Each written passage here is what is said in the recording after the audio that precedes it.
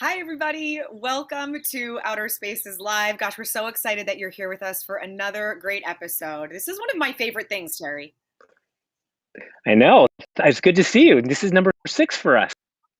Is it? I know. It's so funny. I feel like we never remember. I'm like, what number We always is this? forget But what it is.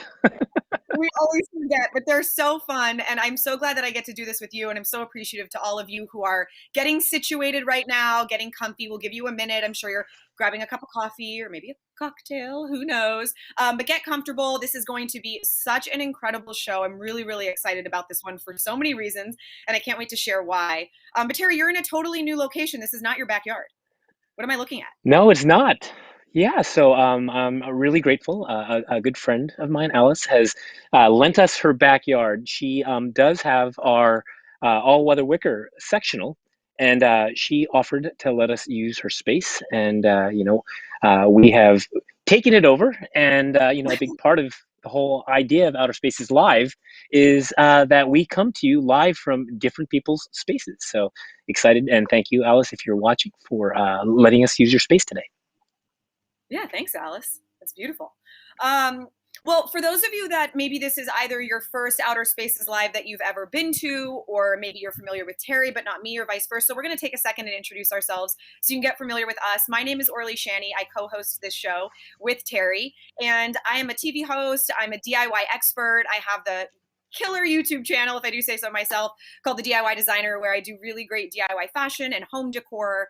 I'm an outer showroom host. I've had my outer now for years, and I'm entirely obsessed with it. I feel like they're adopting me into their family, and it's my favorite place to be. Absolutely. Terry, will you introduce Of yourself? course, I'm Terry Lynn. I'm the co-founder and the chief design officer of Outer, and my job is to make sure that all the products we design live up to everything that we, commit to doing for you. And then, for Outer Spaces Live, for those of you, that have joined us for the first time, the idea is that, we are an outdoor lifestyle company, and our mission is to get you outside. And to do so, it's like, how do you actually make spaces better? And Outer Spaces Live is all about everything being outside and sharing tips and Yeah. tricks of what we do to get people to be excited about being in their outer space. Yeah, exactly. And my favorite thing about Outer Spaces Live is that we change the theme every month, which not only keeps it interesting and informative and such tremendous value for you guys watching, but also really creative and fun for me and you, Terry, because we get to kind of dive into new categories and purposes and inspirations every month. And this month, we're really focusing on like renovation, right? Getting ready for spring. Spring is right around the corner. This is really the time that people start planning either a legit renovation in their space or maybe just a simple refresh. And so that's what today's focus is going to be on. That brings me to my guest, who I can't wait to bring on in just a few minutes, my mom, you guys. My mom is today's guest. And that's not only exciting because she's my mom and I love her, but she is also a licensed general contractor, and she has been one for 30 years. So this is going to be some really great information and kind of an opportunity for you guys to ask some questions of someone that maybe you've been curious, you want to know, you want someone who has your back. So she's going to be our guest today. We're also going to be revealing a brand new outer product, like a full new collection, which I can't wait. We're going to be revealing that at the end of the show. You are secretly sitting on it, Terry, but we have strategically cropped it so that people can wait till the end for that reveal. And then we always like to say thank you for you guys being here. And so we always try to do a giveaway as an appreciation and a thanks. And this might be my favorite giveaway ever. This month, someone is going to win an outer conversation set, which, as you know, is 2 of the armless chairs, right? 2 of those armless chairs right there, plus a solo That's right. Yukon ultimate fire pit bundle. This thing is like sleek and sexy and cool. It comes with everything that you need. It's totally mobile. You could take it with you on a road trip. Really amazing. So that full setup is a $3,500 value, and we are giving one away to one of you at the very end. So make sure that you guys stick with us, not only for the info, but for the giveaway.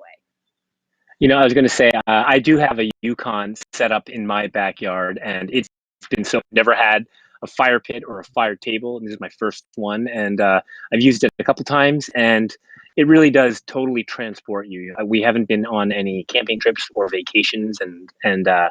actually getting a fire started in your backyard, having the embers burn, having like those colors, it really does just kind of take me back to camping, being outside, like in the wilderness, but at the convenience of being in the safety of my backyard. So I've been loving it. Yeah, totally. And I gotta say, I feel like this is a perfect marriage between outer and solo stove, because I have a friend who is as fanatic, who has that fire pit and is as fanatic about it as I find that outer hosts are of their furniture. So like it's like that intense loyalty, and you guys came together to do this giveaway. So I think it's really cool. I'm super excited for whoever gets to win. It's gonna be awesome. So Someone's Terry, gonna be let's very lucky. yeah, Yeah. exactly, exactly. All right, let's get into kind of a little bit of the meat of this and really what inspired this entire live stream. You and I were talking the other day about renovations and about the Yeah. reasons behind them. Yeah. And I'm pretty sure you came up with a new word that we need to put into Webster's dictionary, submit urban dictionary maybe. First, you talked about ROI, which any watching is familiar with what ROI is. That is an return on investment, right? We kind of know what that term is, but you said ROE. Can you explain that? Yeah. Yeah, actually, I don't think I came up with the term. I was talking to someone on the team, Ali. If any of you that are customers have had the chance to talk to him, you will know he's an amazing human being. And he was just talking about that in how we think of it. So there's ROI as return on investment, and he said ROE. And in my head, I was like, oh, what do you mean by ROE? And he said, oh, return on equity. I'm like, ah, okay. I actually was thinking about it as return on an experience. And I really don't think it's something I came up with. I mean, I think it's evolved over time. So, Yeah. for the past few years, you hear about people prioritizing experiences over things. And Right. it's true, like you can easily remember a great vacation far longer than something that you buy. But in the world we live in with a pandemic, and I haven't been on a vacation like many of you in the last 12 months, that, I think that idea of experience over things has evolved into a return on experience. And I think it shows where people are. We've had the tailwinds of, our company doing great over the past year, and it's because people are actually valuing their backyard spaces. It is a safe place to be, and they are upgrading. So, the ROI of the products get are one thing, but even more importantly, think about like what are those experiences and the memories you're going to be creating with your family, and more than just how much it costs. It's much more about what do you think you're going to be able to do in this space if you invest in it, and that feels to me like a really important place and where we are in the world today. Yeah. Yeah. I just thought it was such a perfect way of explaining, I think, how it puts to words how we decide what we want to do within our space, right? Like where we want to spend our money. That's sort of the natural thing that I think we all weigh. And so it really just clarified it to me. It was such an easy thing. All of a sudden I saw it. So I'm glad that we got to share it with everybody, because for those of you that are planning a renovation, I think that this is something that is really great to keep in mind. And we have a perfect example of this with actually an outer customer. So there's an outer customer named Jim, and him and his family live in Sunset Beach, North Carolina. You guys met Sarah Ann on last month's live stream, and she's a product design specialist and she's a design consultant within Outer, and she helps you come up with a plan for your space. She shared with us this entire process that she did with Jim, who is a real Outer customer. And so they live on the intercoastal in North Carolina. They've got this huge deck that they were building, and you guys can take a look here. We have a photo for you of what that looks like. So you can see the water in the background. You can see the insane amount of space. I mean, they're building a 3,000 square foot deck. They're adding a pool. They're adding a hot tub. They're adding an outdoor kitchen. I mean, this is going to be a really major, major addition, not only to the ROI, the value of their home and what they'll eventually be able to get from their home if they decide to move, but this is really a whole new experience. What they wanted was to really extend their interior entertainment space into the exterior. And so Sarah Ann created this design for them.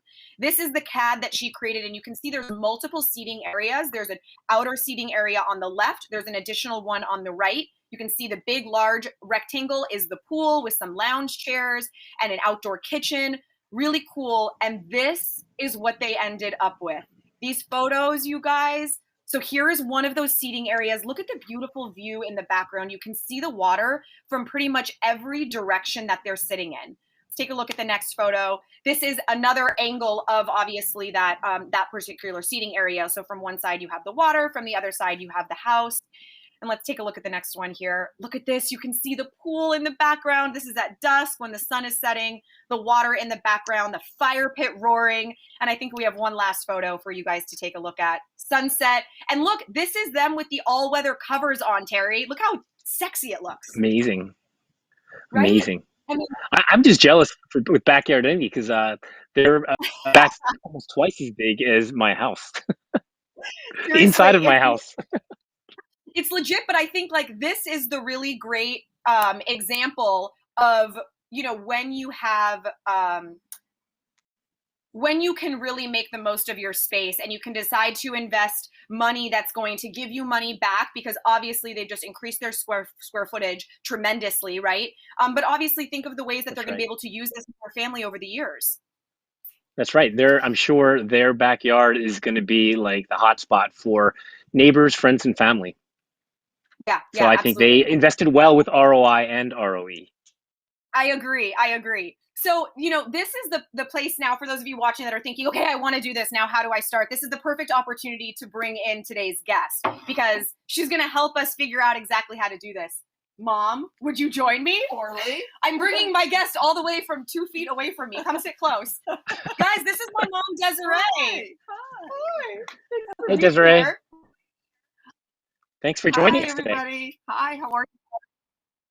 So my mom is, as I said, obviously my mom, but she is also a licensed general contractor, and she has been one for over 30 years. She's also an outer showroom host, and we have a really cool video of what my mom's space looks like at night. Take a look at what her going in from her living room out to her deck looks like with her outer.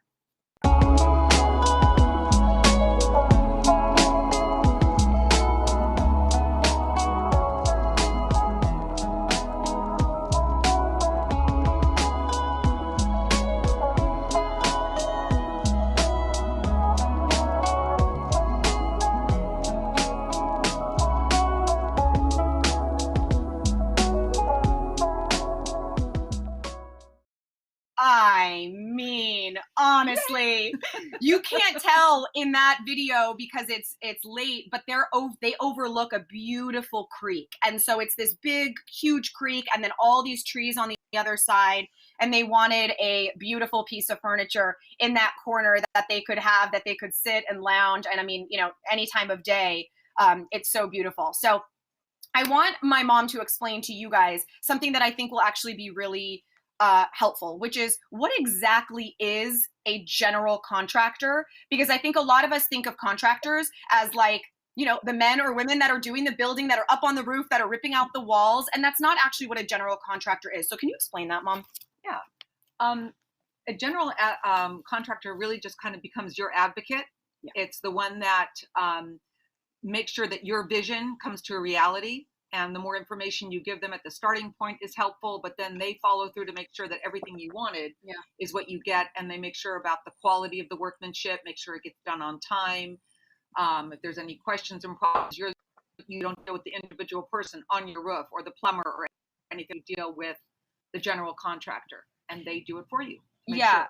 Exactly. I always feel like the way that it really makes sense to me is like almost like the director of a film, right? It's like the director is the person with the overall vision that's making sure that every very important role that's being played is coming together in unison and working together. So the director is not the person that is, you know, running the camera, not the person that's setting the lights, not the person that's doing wardrobe or makeup or all of those things, but they are together pulling all of the right people together that you can trust to fulfill the job. So we all know that experience when like I feel like I'm that person because of my mom, where my friends are like, do you have a good electrician? Do you have a good plumber? Do you have a good, you know, when you have a general contractor, they have the good fill in the blank and they bring in really trusted people that can actually do the job.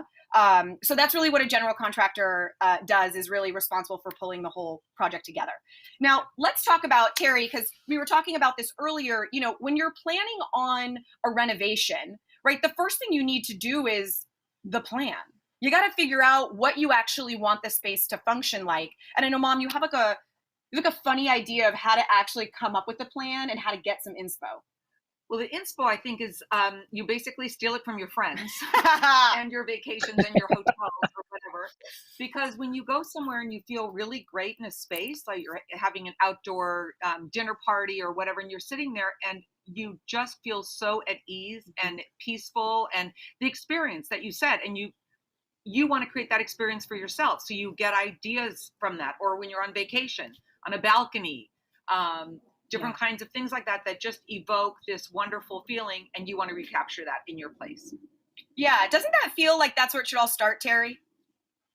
That's exactly what I do. I mean, anytime I go on vacation, like to a resort, I'm like, God, I want to have this, and I Yeah. always take little elements of things. So, one day when I create the ultimate dream backyard for me, it's taking all of those inspirations from vacations I've took, those memories that I remember I recreated, along with finding inspiration on Pinterest and Instagram. Just it's a combination of like just be open to finding ideas, but it really is just like stealing the best of the best of things that you like. Yeah. Exactly. Yeah, that's exactly what it is. And I think when you really can let yourself sit into the idea of what's the vibe you want to experience, it opens you up to more possibilities, because it's not about I want that table and that chair and that it's like, how do I want to feel? And it really lets you get more creative, and you can find inspiration everywhere, from a friend's backyard to an outdoor restaurant patio or a vacation. There's another tip that you gave me, Mom, that I wouldn't have thought of until you said it. And now that you said it, I'm like, yes. You were saying you don't only want to think of your outdoor space from the space itself. Right. Can you explain that? Yeah. And you know what's really funny? I get to even give credit to my mom, because when we were doing stuff inside the house, she would always go, no matter what direction you're looking, you should be looking at something pretty. And so when I was doing something inside, that led to outside. So if I look outside my window, I want to be able to see that pretty seating area, or whatever what I'm creating, not just from what I feel like when I'm there, but that it looks good in both directions. And I think that's really important. For me, it became important because I have just a 15-foot by 8-foot window, just a wall of glass, and I wanted to look at something beautiful all the time. Yeah. Not just when I'm using it, but all the time. And that's actually, you guys, that's it. Yeah. So this is my mom's outer. You can see it now during the day. This is what she sees from her dining room kitchen, right? She has like a great room, and this is what she sees. And so you were saying that like it was the covers ultimately that like sold you even more than anything else on outer. 100%. Because in my other home, I had furniture and everything, and to keep it nice, I just had something really big and bulky that had to come off. And it was a pain to get them off. And I'm like, do we have to sit outside? I don't want to go and take the covers off. Or the covers get dirty and they look ugly. But this, when it's covered like that, that was so important for me. That was the kicker. It was the only thing I could do, and it's perfect. I like what it looks like covered, and it doesn't have to be decorated just like that. It looks beautiful. Yeah. And for those of you that came on this live stream for the first time and aren't even familiar with all that familiar with outer, that's called the outer shell. It's a cover that's attached to the back seat, and it just folds over and velcros to the bottom. So it's like a 2-second close and a 2-second open. So you really do not only keep your furniture in the best condition, but you can use it like that without like a whole process. I got to tell you something else that's really good that I never even told you. Because of the handle that you have on there, Terry, that when it's the handle, when it rains, if it's heavy rain, if it's dew or lightly, I leave it. But if it's heavy rain, I don't want them to get waterlogged. Yeah. So I literally just pick them up by the handle. I put them in behind the dining room table. They just stack there. They stay dry. It's just so convenient. Don't worry about the wicker part anyway. So not the wicker, but I was going to say, when we, I've mentioned this in past live streams, but when people see it for the first time, I think the comment that I remember the most, that we were most proud of, was this was what people did when they first put casters on luggage. Like think about pre-casters on luggage, and then who actually carries luggage anymore? So and the fact that no one has thought of this, because we do have a patent on it, was surprising and shocking to me. I know, that's very exciting. Okay, so let's Orly, I was going to mention one thing before we go on to the next thing. I thought you said something that was really important, and both you and Desiree, which is, as you're thinking about designing a space, think about it in terms of like a broad view. Like, don't think about it as piecemeal. Like, I do think some people will be like, oh, I like this thing and I like that thing and I like that thing. And then eventually try to coordinate it all together and it doesn't really coordinate. So it is really important to kind of take a couple steps back and make sure that you have an overall look of something you like. Because some people will just say, I really like that thing and one day I'm going to get that thing. But when when they try to put it together, it just doesn't work. So just I thought that was a really important thing to bring up. To be flexible like that, because you're right. Sometimes you're just stuck on something and it just isn't going to work, and then you're frustrated that it didn't work. But maybe it was meant not to work. There's something else that was a better solution. Right. Which was my fireplace That's right. thing that I had before. Yeah. Right. I put a fireplace, had to have it, and then I didn't even use it. The fire pit became everything. Yeah. So yeah, you learn. Mm-hmm. Well, talking about that, I think that actually is the perfect segue. Another thing that you taught me was when you're planning a renovation, whether it's on the inside of your house or the outside, you really have to get very clear about like what's non-negotiable. What are you not willing to go without? So that you can start to make that list and then work backwards as far as the planning part is concerned, because things have to happen in an order, right? Certain things cannot just happen whenever you want, they have to happen first. So what are some of the things that, like, if you say are non-negotiable that need to be planned? Well, anything that deals with, in a sense, with like the infrastructure of the house. So something that's going to go behind walls, underground, digging, all those kind of things that are going to be covered up that you don't want surface mounted, all that stuff has to be done before. Yeah. So you need to know if you're putting in a TV, if you're putting in a gas line, how you dig and where you bring it up. Yeah, for a fire pit. For a fire pit or a fireplace. Anything like that, a gas barbecue, any of that kind of stuff. If you're creating a whole outside kitchen space, included. Yeah. All that kind of thing to bring plumbing in. So all those things that would become the infrastructure of this project, you have to do that first. You have to plan that out. Exactly. Now, a good sort of example of this, I think, is when I redid our little outdoor space. And to me, I had very few non-negotiables. One of them was flat ground, because we had like bricks that were all over the place. So I really wanted nice level flat ground for my outer to sit on. Another was a fire pit. I really wanted that. And I wanted a glass fence that could continue the eye line for the full length of my backyard. So I want to show you guys a little video here of what my backyard looked like and the very simple things that I did to save money based off my non-negotiables. Let's take a look. This is what the courtyard looked like when we first bought the house. It had this giant fountain in the middle, which was beautiful, but really made this space unusable. So we ripped out the fountain, but never really got to the full renovation until now. We did it as simply as we could. You don't need to do a lot to have a really usable space. We had this really bad sort of sagging brick because it wasn't in mortar and it was really hard to put furniture on. So we ripped all of that brick out and we relaid it in a really nice herringbone pattern so that it's all level and flat and much more usable and much more secure. We also ripped out the fence. There was this really pretty ivy covered fence, but the ivy actually blocked the whole back half of the backyard, which is where the pool is. So you didn't even know that space was there. So we ripped that out. We put in a brand new fence. We have all these new gorgeous seating areas. Take a look at our beautiful new updated courtyard, which we are using every single day.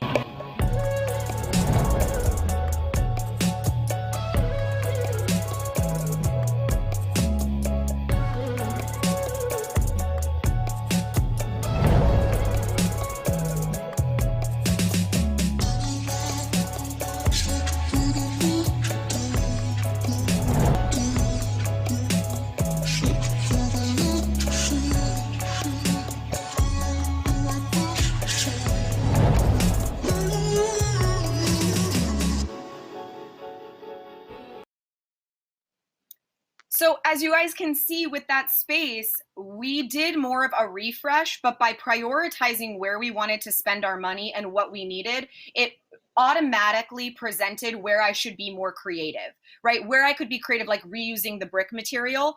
The aesthetic of that didn't matter so much. What mattered was it being flat, right? So it was like I was able to prioritize what actually mattered and then keep it within budget because of that. What do you think, Terry? Do you like what I did? Awesome. I loved it. It was amazing. Yeah. Can you come do my backyard? For a compliment from you. I got nothing. Come on, dude. Come here. I'm needy. But I think that's a really important thing for you guys to consider. And we're going to move on right now to, I think, something that you guys are going to be super interested in, which is sort of understanding and weighing the differences between when you should be hiring a professional and when you can either DIY or maybe hire like your brother's buddy or a handyman who's kind of handy but not licensed. So, Mom, you say there are kind of a few times when you really know that you need to work with someone who is licensed and professional. What are the majority of the times that that's really important? Well, a lot of times it's basically you can tell by the size of the job, but even a small job can have really important factors in there. If it's going to deal with any kind of foundation, something that is framing, that is connecting to your house, because a lot of times if you're building a porch or something from the outside, it's connecting. So then actually what might be needed and really, to code or whatever, is you need an engineer who writes it up to say what needs to happen, because in an earthquake in Southern California, we talk about that, but not every place else. It can affect how the house is when something is connected. So those things are really important. You can put it up and go, oh, it looks beautiful, but if it's not done right in the future, and that's where a contractor can help you, getting an engineer, getting the plans, getting it permitted, getting it inspected, things like that. And of course, then everything that goes inside, the plumbing, the electrical, all that stuff is done. And one of the things, Mom, that you talked about is the main reason that for jobs like that, like, I feel like these are things that get scary, right? Like, if you have an electrician come in and they don't do a good job, that's scary. That could lead to fires. You don't know what's going to happen. Plumbing, like you think about like water bursting within your foundation in your home, roofing, leaks, like those are things that really do overwhelm people because the fixes are so costly. And that's why you always talk about when you're working with someone who is licensed, you actually have recourse. Right. So should they make a mistake, it is in their best interest to come and fix the mistake because their license is at stake. Exactly. If you just use a fly-by-night guy or like a glorified handyman that goes, oh yeah, I can put those lights in for you. Oh yeah, I can frame that for you. That's all great, and you get very enticed because the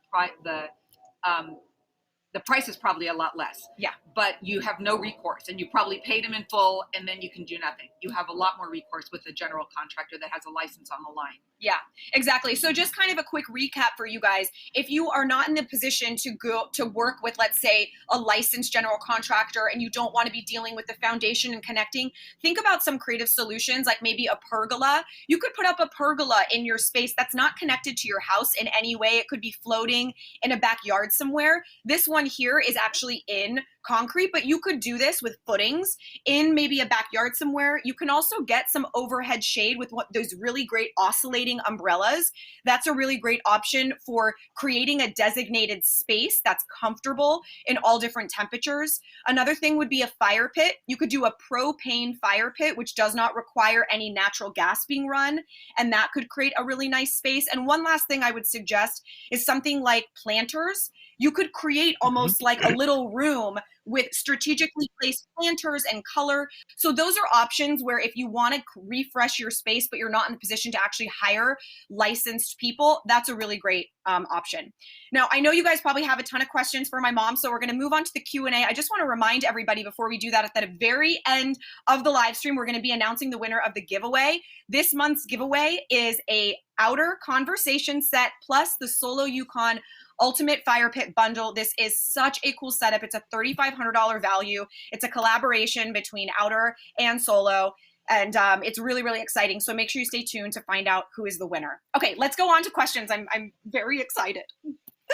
All righty. Hey, can I just bring in one thing, Orly, with what Desiree, with what you said, which is, as you think about these projects as we're coming into spring and summer, like you probably have a whole list of things that you want to do, and some things are going to be, beyond your capability, beyond your scope. So bucket them into like large, medium, and small.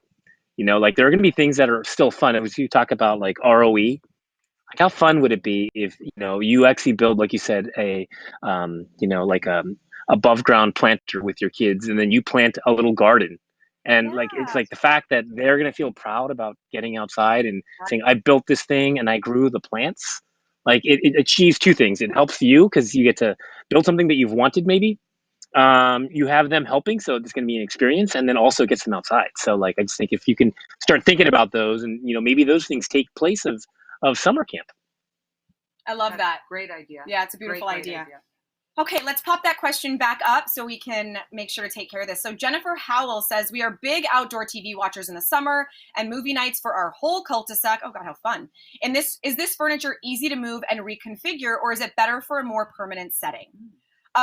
We can actually both, I think, tackle this one. I mean, Terry obviously designed it this way, so he knows the answer to this. But as outer owners, it is the easiest thing to configure and move around. Last month, if you didn't catch our live stream last month, I shared a video of me reconfiguring the entire setup from my original 5-piece, is what you just saw, into what I have now, which is a huge L. I did it by myself, no help from my hubby. I did it all by myself. So it is super easy to reconfigure. Oh yeah. Right? Have you noticed that? Yeah, definitely. Yeah. So And I you you forced him not to because you wanted to help, and you said, "No, I'm doing this on my own too." Yeah, I was trying to throw him under the bus, but sure, Terry, you're right. He did offer. I was like, I need to prove I can do it on my own. I hope that answers your question. Yes, the pieces are not that heavy. The corner chair, just the frame alone is around 42 pounds. The armless chair is 32 pounds, and then the cushion, when you have it like wrapped and strapped to go, it's 11 pounds. So it's pretty easy to move around.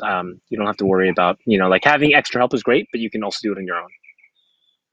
Yeah, absolutely. That's the best part of Outer is the modularity. Well, it's one of the best. Okay, let's take a look at the next question.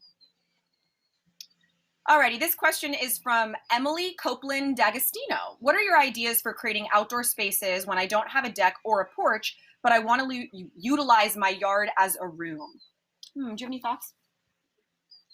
Well, you could create, I'm wondering if it's a big grassy area or something like that, because you could create what looks like a deck, just a raised wooden platform somewhere in the back anywhere. You can just, that way if the land is uneven, little footings, like even the ones that are used, the concrete ones, the pre-made ones, they just get put in at different levels. And so then when the floor joists are put on, you can make it level and you just create a nice space just out. You don't have to have it connected to the house anywhere. And you can see it any place that it's the easiest to build. And I think also, that was similar to what we talked about with, Terry's idea of a DIY planter, creating, if you imagined creating a designated space with some beautiful planters and some colorful trees and an umbrella, and having all of that stuff, it's going to feel like it's like almost like a little outdoor camping room because you are on the ground. And I can say the outer legs, because they're not like fat and wide, they're actually kind of skinnier and super strong. They could probably very easily go into something that's not like a flat concrete or decking base, into grass, and it'll almost like naturally level itself because of the way that the legs are. So I would utilize some of those creative options that we talked about just a few minutes ago. Okay, let's take a look at our next question. Alrighty, this question is from Ruth Josie. I accumulate yard maintenance junk, water sprayers, Miracle Grow, insects treatments, etc. in my outdoor living area. What are some good space-saving ways to hide this stuff yet keep it handy? Oh boy, that would probably just be getting. Do you have an idea, Terry? Oh, I was just going to say, yeah, I mean, there's two. Like, it depends if you want it to be aesthetically pleasing or you're looking to just hide stuff. Like, I love the wooden planting, like they look like baker's racks that are really nice. But, always, if you want, just on the side of the house, just get yourself one of the, like, a Rubbermaid storage shed so you can just kind of, like, put all the stuff away. So it really depends on what it is. If it's just about organization, those are the two easiest solutions. Very good. Perfect. Another thing I would suggest is there are really cool, like almost end tables that are like hollow metal bins with a top. And if it's something small like that, not huge things, but you've got more small, handheld things, you could get one of those that functions as a little end table for you, and you can pop off and put all those things inside. So it's aesthetically pleasing, it's close to where you need it, but it also looks pretty and is functional all of the times when you're not using what's inside. Very good. All right, let's take a look. Do we have another question? All right, I think that was our last question. Okay. All right, guys. Well, I want to remind you real quick about the giveaway. We have one more segment we're gonna do now, which is very exciting. It's the product reveal. I can't wait for you guys to see this, but just remember that after the product reveal and that Q&A, we are gonna be doing the giveaway. So it is the outdoor conversation set plus the solo stove. It's a $3,500 value. It's absolutely epic. You've got your little outdoor seating right there. Like you could be done and ready to go if you really wanted. So it's absolutely wonderful, and it is gonna be. We're gonna reveal that right at the very end. One thing I want to say that just in looking at the picture, another thing, the area rugs that you have, Terry, and stuff like that helps add such a space, you know, to Define the space. Define the space. Helps So define the space. Yeah. it really does. So It doesn't have to be even rugs. It could be on gas. planters to define like the edges of the space. Right. Yeah. It really does help. Okay. All right. Well, I guess I have to let my mom go. It's officially the end of her contribution. Thank you so much. I love you. Thank you, Desiree, for joining us We're going today. to lunch after this. So she's just going to sit in my house for a little bit, and then we're going for margaritas or something fabulous. Well, thank you so much for including me. Nice. I really had a great time. Thank you. Take care. Thanks, Bye, Desiree. Bye. Bye. All right, guys, it is time to move on to this brand new product, which I'm so excited to share. So, Terry, this is not only, I mean, saying product is really the right, it's not a new product. This is an entirely new collection that you've created in a brand new material that you've never used. Are you ready to reveal? That's right. I am ready. You know, like, you know, when we launched, we always said, you know, we have to innovate and to continue to create based on your response to our products. And we had a banner year last year, and I am so excited to announce our newest modular sofa collection. Rory, you can start backing out. But basically, we have designed, you've asked for it, and we've designed it. We know that, you know, not everyone loves, you know, just all-weather wicker. So what you're seeing is our new Teak collection. We've designed it where it has all of the same ergonomics of our all-weather wicker collection. So the seating, I'll get to that in a second, but we have modular system, and we've also created the armchairs. We have 3 styles of coffee tables. And the one thing that you'll notice about the way that we designed is that it's not always about match. In fact, I think it's much nicer when you have mix. So this coffee table doesn't look exactly like our sofa. It actually coordinates really well with our all-weather wicker. And I actually wanted to get into a lot of the details and show you, because you know, when you look at the sofa, you see some wood and you see mostly cushions, and are really proud of the way it was designed. And I'm just going to get to that in a second. Let me just move this out of the way, because I'm going to break apart the sofa. While you're getting situated, I just want to say, I'm going to talk while you're kind of moving things around there. I am so obsessed with the curved detail. There's a photo that we have that I hope we can pop up real quick, because it shows the, like, almost the side. Look at the curve. I don't know why, but it makes it look, and I'm sure you designed it this way intentionally, but it makes it look like the cushions are floating on this like curved piece. That's just, it is so freaking cool. I'm obsessed with it. Thank you. Thank you. Thank you. We are really proud of it. So for those of you that haven't seen, Orly, you mentioned our outer shell, and for many of you, you know what it is, but we do have a patent on it, which means that no one has ever designed something. And honestly, it wasn't that complex. It is a piece of fabric that is zipped to the back of the cushion. And, you know, at the end of the day, at the end of the evening, when you're done using it, you just flip it. It's wrapped in the bottom. And as your mom said, you know, if it's raining hard, just carry it off. So I will put this aside, because, you know, like when we designed the frame, there's a couple things that we cared about. One, you know, like when I close my eyes and I think about what a teak outdoor furniture chair looks like, there's something that always comes to mind. And, you know, I was like, if we design this thing, it is not going to look like that. Everything that we do, from our neighborhood showroom, which is a retail concept, to the way we did the outer shell, we want to make it uniquely outer. And, you know, with the design, with our all-weather wicker for our cast stainless steel legs, it was all uniquely outer. We touched every single piece. We designed everything. And in this case, we did the same thing. We did not want to have something that you look at, you're like, oh, that looks like everything else. So I believe we have achieved something where it looks uniquely outer. So I'm going to pull this out, and I'll show you. It is not that heavy. And I'm going to show you a few things about it. So there's a couple things that I'll talk about, but, you know, like for us, we always care the most about quality. When you think about the palette of materials that you use for outdoor furniture, it's very, very limited. There's all-weather wicker, there's aluminum, there's stainless steel, and there's wood. There's all types of wood you can use, but teak is the one that is time-tested and will always work. And with a little bit of teak, it was used on British warships centuries ago. And it was before that they actually switched it over to metal. They used teak. They made basically teak hulls and then decks for it. And they can withstand marine environments.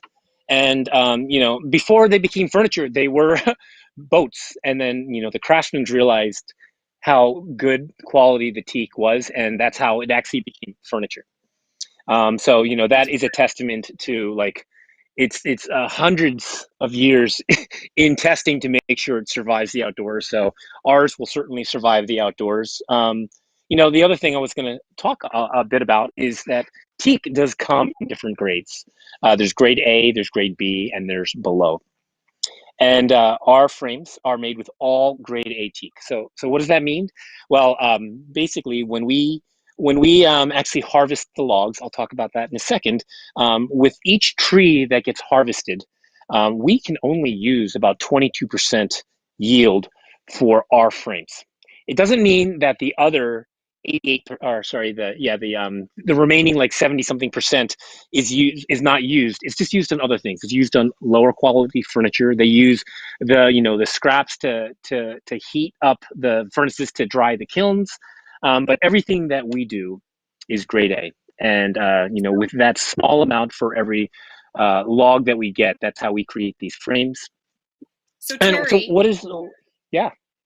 Terry, can I just ask? So what that makes that like, I think we all think of teak as being that ultimate beautiful outdoor, like the higher end outdoor option. But what you're saying basically is that like all teak is not created equal, meaning the furniture It is made not from that, created right? equal. So if I'm not seeing grade That's A, right. what's the experience I'm going to have as the customer? Does it degrade faster? Does it break? Like, what is the best benefit? Why did you decide that it was worth Yeah. only grade A? Yeah, so with grade A, what it basically means is we use the trunk and some of the center of the lumber. And when you get closer to the top, when you see a log, there's usually heartwood and there's sapwood. And the heartwood usually has a higher oil content, higher silica content, and the outer area layers of the tree is the sapwood, and it's lighter. And the lighter just means that it's not as resistant to rot, to pests and to fungus. So it's a high oil content, and what the high oil content does is that it just makes it even more impervious to the elements. Right. With our chair, a lot of times after you can conceal cosmetics and quality with teak. So for instance, if you actually got a grade B teak frame, you might actually get some of the sapwood, which is the lighter wood, and you can cover that up with a stain. And ours is completely untreated, other than it is sand to 240 grit, which means it feels kind of like a baby's bottom. But we did that intentionally so that that like it is really consistent in the color and the grain. But like with the design, as I mentioned, I believe it's pretty unique. Usually, when you see a teak chair, there's usually a bar that will go across the edge, and then from there, the vertical slats will attach to it. And we designed this where we wanted it to be more streamlined. And I like some of the inspiration came from kind of the automotive industry, where you think about like things actually blending into other things. So our back seamlessly blends into the seat frame. Rory, if you can see, like it's like when you think about actually milling the wood. Usually, you want to have good square pieces, and you can see a lot of what we've done is we've added a lot of little details that you don't even notice. How this piece actually does have a cut that way, and this is blended in like really nicely. Wow. Even if you can get to this, but basically, like the corner piece here, because of the shape of the leg post, it's bigger. It actually is chamfered and edged, so it's actually like everything flows into everything else. Let me show you a I'm few other details. I'll turn it this way. If you are able to see this, it's really subtle, but most of this chair is put together not with stainless steel hardware. There's a little bit, Most of it is actually pinned together with teak dowel rods. So this back frame is pinned to the back leg with a teak dowel rod. And, why do you do that? Part of it is like craftsmanship, like the fact that you can do it in a way where you don't actually see any gaps. But, the bigger part is that, with any material, it does expand and contract.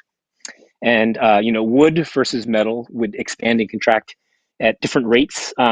Teak overall has a really low coefficient of contracting and expanding. But the reason we did this was that if you use the same material, the expansion and contraction happens at the same rate, which means you won't actually see anything splitting. So that's like a reason we wanted to do it that way. And again, it's like the craftsmanship of being able to see when you think about like dovetails or any of like classic construction for furniture manufacturing. The hardest thing is to do something where you are not using hardware, which is an easy way of doing things. Some of the other details that I'm pretty excited about are this is something that's pretty unique, which is typically when you see like the back seat, the post is connected to the seat. And the way that we've designed it, it actually looks like it's floating. You can see it doesn't actually connect. So there is basically a span beam that goes from the back edge to the front edge. And just in doing so, it just kind of gives it that more unique look. So yeah, this chair really, I'm going to turn it one more way. I think just in general, it's just really sculptural.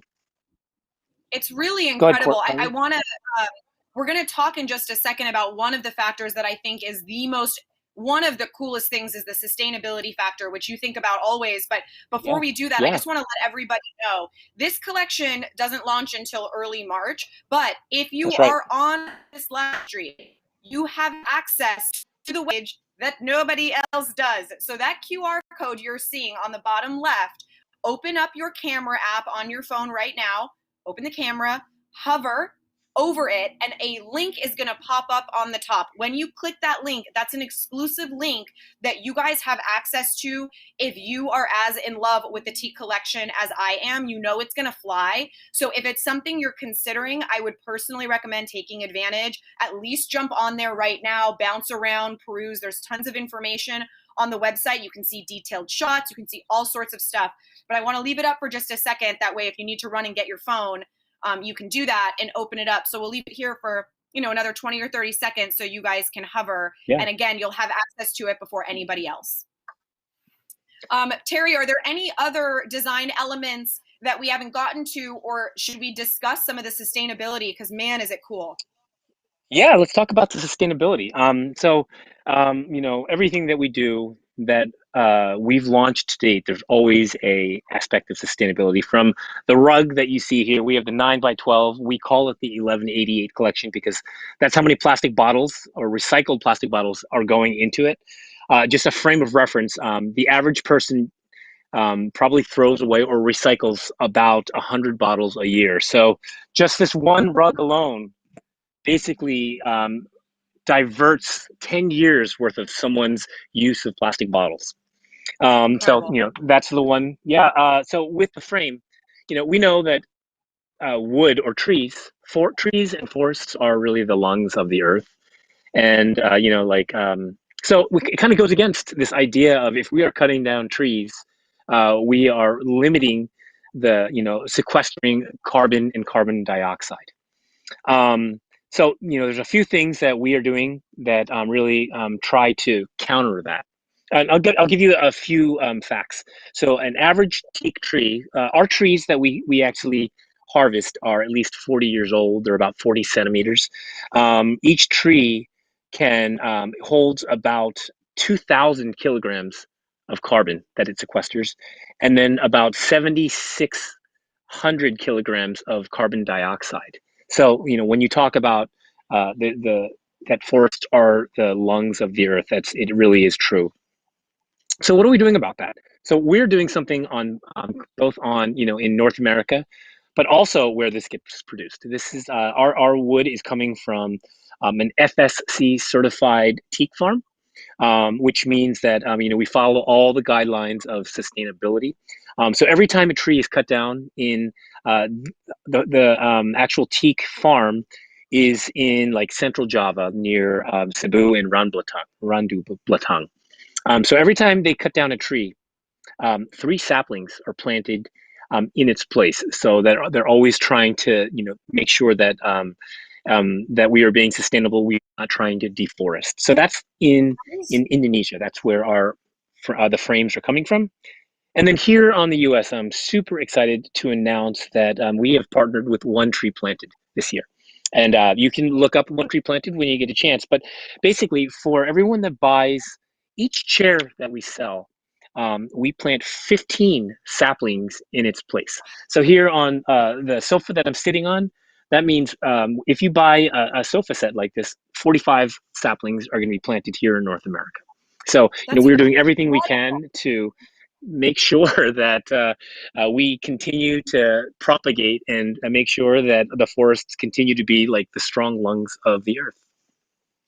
I just have to say, Terry, I know I say this when you and I talk, but I'm never like Terry, you and Jake, you as a company, you guys never cease to amaze me that I can't believe how many priorities you have that you knock out of the park. Like there is not only the Thank you. priority, there's not only the priority of the customer and solving the pain points and the problems that they experience with innovation and technique. There's not only the priority of the quality of the products and not releasing anything until you feel like it's perfect, but the sustainability aspect. I feel like companies to really nail all of those so seamlessly and beautifully it just doesn't happen. So I so admire and am inspired by you guys in a company and what you continue to do. I'm so glad that I get to do these with you because it's such a great example. But I just want to take a second and say that because it really is amazing. Time after time after time, you guys really are committed to the things that you care about and you just execute, man. It's so cool. It really is. Thank you. Yeah, I mean, like it really comes down to I've mentioned it before. It's like, before we make a decision, I always ask like, what would our kids think? Because they're the Yeah. ones that are going to uh, take on the mess that we've already created. And then, we're not a big company. And, like for us, we know that, everything that we do is like think locally and hopefully it has an impact globally. So, being a small company, we can do what we can do. And, like something that really special about what we can do is educate people. So, Yeah. when we talk about the plastics from our all-weather wicker to teak, like it gives us a platform to talk about wood and trees and what's important about that. And I don't know if you can see behind me, but this is like an early sample of, they'll be coming out this spring, but you can see And here Terry, is a prototype. Terry, Yeah. after we show this, I just want to let you know we're going to move right on to the Q&A. So we'll go to this, but we Yeah. have a Okay. bunch of questions. I want to make sure we get to them. Sure. Sure. So here's a prototype of, the cast concrete accent tables that we did a little bit of test on last year, but they'll be launching this year. And no one in the audience probably has thought about concrete, nor have I that much, but concrete is probably one of the biggest emitters of the carbon footprint. So we've created one that is using something that is half the carbon footprint of what you normally see, which is Portland cement. And I won't go into the design of that, but it really it's us giving the opportunity to educate people on thinking about little things that you otherwise don't think about. So you actually can pause and hopefully make better choices, in the future, or, again, thinking about your kids and what are we leaving for them? Are we making things easier or are we making things harder? So I just wanted to end on that with, what we do with product development. Yeah, no, it's a perfect place to end and to lead into some of these questions. Just a reminder, guys, we're going to do the giveaway right after this Q&A. So if you haven't seen, it's the conversation set, which is 2 armless chairs plus a solo stove. It's the Yukon Ultimate Fire Bundle, $3,500 value. As soon as we get through all these amazing questions, which I'm sure we have about the Teak collection, we're going to announce that winner. So let's take a look at what our first question is. This is my favorite part. All right, Carl Scheel. I hope I said that right. Teak, what is the weight limit? So what's Weight the limit, weight limit? 500 pounds. I'm sorry, I cut you off. Say that again. Yeah, so we have tested it to 500 pounds. That's we do say 400 pounds, but we do leave a buffer of 100 pounds. Got it. All righty. Next question. All righty. Linda Bodner, what is the care for teak? Oh, that's a great question. How do you care for your teak, Yeah. Terry? How should Yeah. So with teak, whatever you see on the internet or when you're doing your research, just know that the color that you see will fade over time. Some people love the golden color, but as the sun oxidizes the oils in it, it does turn that silvery gray. I actually personally love that color, but there's actually not that much maintenance you have to do as long as you're okay with that color. But basically, there's enough oil in the teak that just a good scrubbing every season with just like a soap mixture of 3 to 1, like 1 part like a dishwashing detergent to 3 parts. There are also lots of different types of teak cleaners that work really well, where you can actually get it back to golden color. But just know that over a course of, let's call it like 3 to 6 months, it does turn that gray color. But there really is very little maintenance that you need to do with it. Awesome. All right, let's take a look at our next question. This question is from Brad Woods. You said your team, I think he meant teak, is untreated. Is it okay to add a stain to change the color if you wanted a darker tone? Ooh, I like that question. Yeah, I mean, I would suggest that it's probably not a good idea to do it unless you do it well, because oftentimes when you put a stain on, depending on like how light the stain is, you could actually gum up the surface, and when you gum up the surface, it actually does mean that the dust and the things that are in the air will fall on it. Like you can look deeper into it, but there are things that you can do to try to maintain the color. I've seen people use polyurethane to try to maintain the color, but that is something that it's just when you think about like chemicals, you're putting chemicals on it. So it really depends on like what you're trying to achieve. There are companies that do sell it where they do have different colors, but just the sun over time will change the color of it, and it usually does go to a gray. Got it. Okay, cool. Do we have another question? All right, guys, that was the last question we had. It is time, Terry. It's time for the giveaway. I feel like this is always my favorite part because I feel so excited for whoever won. So I just want to remind you guys that the Teak collection is available for those of you that are on the live stream. So if you were curious, make sure that you head over and check that out right after the live stream. And I'm sure we can send over an email of that. And let's mention today's winner, name of who is winning the conversation set and the Soul Show. Stephen Baker! Congratulations, Stephen! Stefan? Congratulations, Stephen. Either way, I'm so happy for you. This is so exciting. That's You've awesome. got a full-on nook ready to go, so vibey with the fire pit. I'm so excited for you. You need to send us a picture, Stephen, once you get it all set up and you enjoying it. Please send us a picture. Yes. Yeah, make sure to tag at Live Outer so that they can take a look, and at Soul Stove as well. Guys, thank you so much for being here today. This was such a fun one. It meant so much to me to have my mom involved, and that was so great. And Terry, in your beautiful friend's backyard with this beautiful new collection. This was such a great one. Thanks for joining, everybody. This was awesome. I'm so excited to share with you our new collection. And you got a preview before we started with me sketching the teak. So I realized after that the reveal actually happened in the very beginning, if you didn't notice. Very mysterious. Well, guys, thank you so much. Remember, we do this every month, so make sure that you guys register for the next one that we have coming up next month. We're going to be brainstorming all new concepts so that we can provide tons of value for you every single month. We thank you for being here and appreciate you, and we'll see you guys next month. Terry, I'll see you soon. Thank you. Okay, I'll see you. Have a great day, everybody. Bye, guys. Bye.